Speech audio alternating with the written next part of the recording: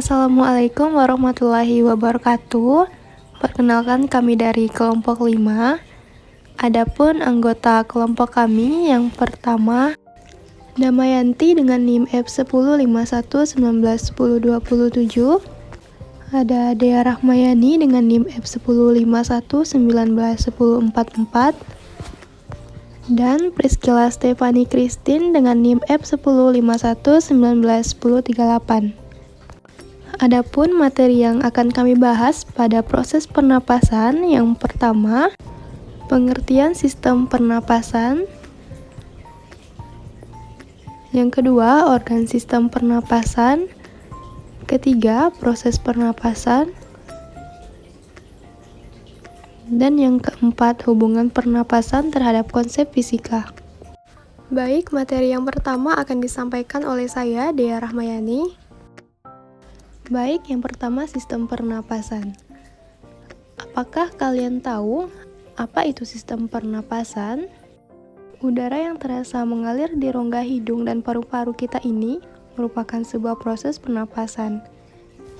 Proses pernapasan pada manusia didukung oleh adanya sistem pernapasan. Sistem pernapasan inilah yang berfungsi untuk menghirup oksigen dan mengeluarkan karbon dioksida pada tubuh kita. Selama proses pernapasan berlangsung, tentu ada organ-organ yang berperan. Organ pernapasan manusia meliputi 1. Rongga hidung, 2. faring, 3. laring, 4. trakea, 5. bronkus, 6. bronkiolus, 7. alveolus, 8. paru-paru, dan 9. diafragma. Yang pertama, rongga hidung. Di dalam rongga hidung terdapat selaput lendir yang berfungsi untuk menangkap benda asing yang masuk melalui saluran pernapasan. Yang kedua, faring atau biasa dikenal dengan tekak. Tersusun dari otot lurik dengan panjang kurang lebih 4 cm. Faring merupakan persimpangan antara saluran pencernaan dengan saluran pernapasan. Yang ketiga ada laring. Pada pangkal tenggorok terdapat katup pangkal tenggorokan atau yang disebut dengan epiglotis. Fungsinya, pada waktu menelan makanan, katup pangkal melipat ke bawah menutupi laring sehingga mencegah terjadinya makanan yang masuk ke dalam laring. Sedangkan ketika bernapas, epiglotis justru akan membuka sehingga udara dapat masuk. Itulah sebabnya kita tidak bisa menelan dan bernapas secara bersamaan. Yang keempat, trakea. Sebagian trakea terletak di leher dan sebagian lagi di rongga dada atau toraks. Pada bagian dalam rongga terdapat epitel bersilia atau jaringan. Fungsi jaringan rambut pada trakea adalah untuk menyaring benda-benda asing yang masuk ke saluran pernapasan. Selanjutnya ada bronkus. Bronkus atau cabang tenggorokan merupakan saluran penghubung antara rongga hidung, rongga mulut, dan paru-paru. Bronkus terbagi menjadi 2, yaitu bronkus kanan dan bronkus kiri. Bronkus bercabang-cabang lagi menjadi bronkiolus.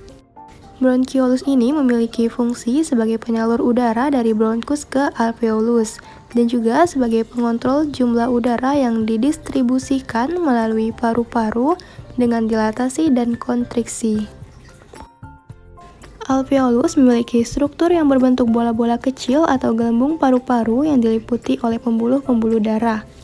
Epitel pipih yang melapisi alveoli memudahkan darah di dalam kapiler darah mengikat oksigen dari udara dalam rongga alveolus.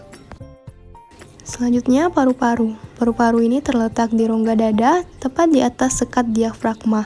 Organ ini memiliki 2 bagian, yaitu paru-paru kanan dan paru-paru kiri. Paru-paru dibungkus oleh 2 lapis selaput paru-paru atau pleura. Di bagian dalam paru-paru terdapat gelembung-gelembung halus yang merupakan perluasan permukaan paru-paru yang disebut dengan alveolus. Selanjutnya ada diafragma yang merupakan jaringan otot pada organ paru-paru yang memiliki kuba dan itu menjadi langkah awal pernapasan dimulai. Ketika kita menarik napas atau inspirasi, udara diafragma akan berkontraksi, mendatar, dan ditarik ke bawah. Sebaliknya, ketika kita mengeluarkan napas atau ekspirasi, diafragma akan membuat ruang pada paru-paru menjadi sempit sehingga udara didorong keluar. Terdapat saluran pernapasan pada bagian tubuh manusia yang berfungsi sebagai tempat lintasan dan tempat pertukaran udara selama proses pernapasan. Urutan saluran pernapasan dimulai melalui rongga hidung, kemudian menuju paring, menuju laring, kemudian ke trakea, menuju ke bronkus, bronkiolus, alveolus, dan paru-paru. Baik, saya Damayanti akan melanjutkan materi tentang proses sistem pernapasan. Sistem pernapasan manusia mulai bekerja saat kita menghirup oksigen dan mengeluarkan karbon dioksida melalui hidung. Oksigen berjalan ke belakang tenggorokan lalu masuk ke trakea dan masuk ke bronkus. Kemudian, oksigen diserap masuk ke dalam darah dan mulai berjalan menuju jantung memompanya agar bisa menjangkau seluruh bagian tubuh. Saat sel-sel menggunakan oksigen untuk menjalankan fungsi masing-masing, karbon dioksida mulai terbentuk. Gas tersebut akan masuk ke dalam darah menuju paru-paru untuk dikeluarkan melalui hembusan nafas. Baiklah, saya Priscilla Stefani Christine akan melanjutkan materi selanjutnya, yaitu hubungan pernapasan terhadap konsep fisika. Cara kerja pernapasan manusia ternyata bisa kita pelajari menggunakan ilmu fisika loh. Dalam ilmu fisika, setidaknya ada 3 hukum yang bisa menjelaskan tentang pernafasan, yaitu hukum Dalton, hukum Pauli, dan hukum Laplace. Bagian hukum-hukum tersebut menjelaskan tentang pernapasan. Mari kita simak penjelasan berikut ini. Yang pertama, hukum Dalton. Hukum ini menyatakan bahwa tekanan parsial suatu komponen dalam campuran gas adalah tekanan dari komponen itu seandainya sendirian mengisi seluruh volume gas yang tersedia. Maka dari jumlah tekanan suatu campuran gas yang tidak reaktif dan bersifat ideal adalah sama dengan jumlah tekanan parsial suatu komponen gas. Misalnya, dalam suatu ruangan terdapat udara dengan tekanan 1 atmosfer yaitu 760 mmHg. Jika dipindahkan seluruh molekul kecuali O2, maka O2 dalam udara tersebut 20%.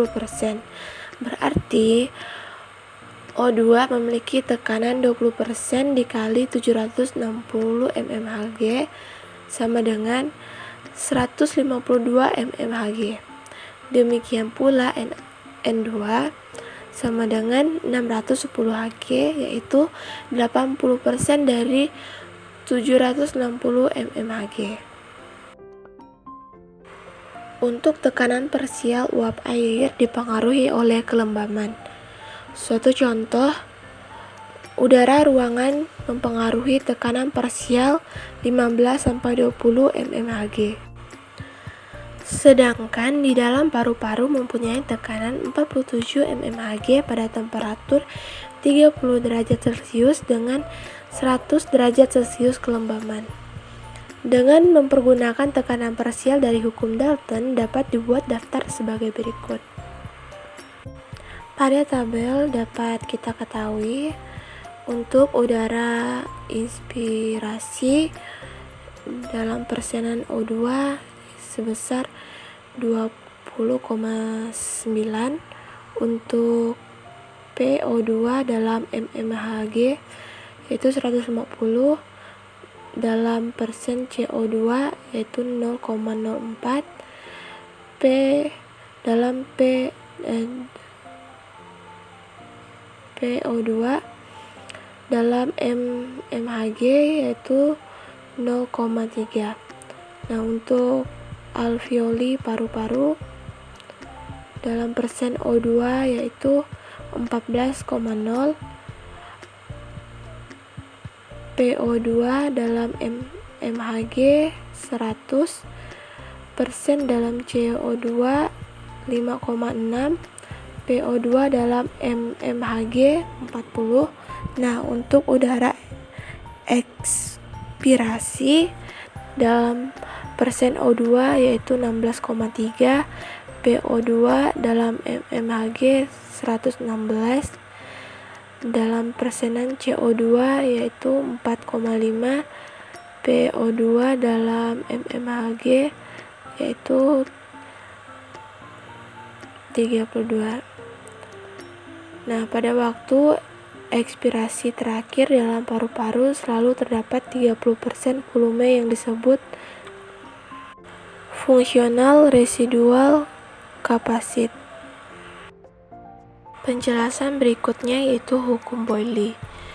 Hukum ini menyatakan bahwa untuk suatu massa gas pada temperatur konstan, maka tekanan berbanding terbalik terhadap volumenya, sehingga dapat dinyatakan dengan persamaan PV sama dengan tetap. Nah, dengan keterangan T konstan dan jumlah massa gas M tetap. Nah, apabila terjadi peningkatan volume, maka akan diikuti dengan penurunan tekanan. Demikian juga sebaliknya. Untuk mengetahui hubungan tekanan, yaitu P terhadap volume, yaitu V, dapat dilihat pada grafik. Nah, bisa kita lihat pada gambar grafik yang sudah ada di layar PPT. Nah, grafik 1 merupakan hubungan tekanan yaitu P terhadap volume yaitu V.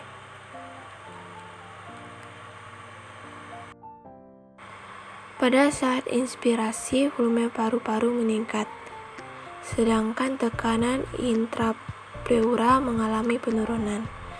Pada waktu inspirasi, jumlah volume udara dalam paru-paru meningkat, sedangkan pada waktu ekspirasi, jumlah volume udara paru-paru menurun.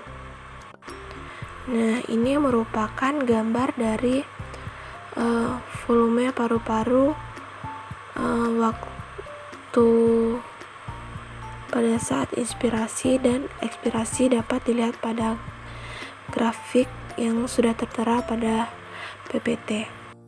Selanjutnya kita akan masuk ke penjelasan hukum yang ketiga, yaitu hukum Laplace.